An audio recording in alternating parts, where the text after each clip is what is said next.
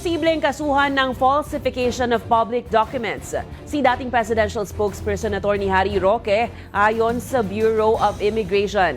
Ito'y kaugnay ng umano'y illegal niyang pag-alis ng Pilipinas kahit may utos ng Kamara na ipaaresto siya. Pero depensa ni Roque, wala siyang nilalabag na anumang travel policy. Ang balitang A to Z ni Ian Maghanon. Matapos ang ilang linggong pananahimik, muli na namang gumawa ng ingay si dating presidential spokesman Harry Roque nang iulat ni Prosecutor General Richard Fadulion na nagsumiti ito ng counter affidavit na nakanotaryo sa Abu Dhabi. Kaya ang tanong ng lahat, nasa labas ba ng bansa si Roque at paano siya nakalabas? Kaya naman ayon sa Bureau of Immigration, posibleng makasuhan si Roque. Halimbawa, maaari pong under falsification of public documents kung ang kanyang pasaporte po ay nilagyan ng peking pantatak o may pamimeke po na ginawa upang makaalis po siya ng bansa. Naniniwala po ang ahensya na umalis po siya ng bansa via illegal means, possibly aided by unscrupulous individuals.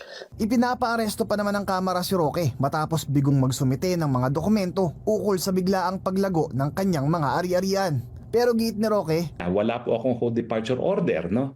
Wala pong korte na nagbabawal sa aking kalayaan at yung kaso nga po ni Apo Marcos Sr., no, kinilala na lahat ng Pilipino ay merong kalayaang magbiyahe, umalis at bumalik ng bansa, the right to travel. Yung act of illegal departure in itself has some, of course, repercussions at yun po ang siguro binubuo ng ating legal team. nahaharap si Roque sa kasong qualified human trafficking charges mula sa pagkakasangkot umano niya sa illegal na operasyon ng Pogo sa Porac, Pampanga. Yung rules of procedure ay nagsasabi na kinakailangan sumpaan ng counter affidavit sa harap ng piskal o di naman kaya kahit sinong public officer na merong otoridad na mag-administer ng oath. Kaya po in-administer yung oath ko sa isang vice consul dito po sa Konsulado ng Pilipinas sa Abu Dhabi. Patuloy din ang investigasyon ng immigration sa mga nasa likod ng umunoy paggamit niya ng blind exit points. We want to know kung saan po mga ito na areas na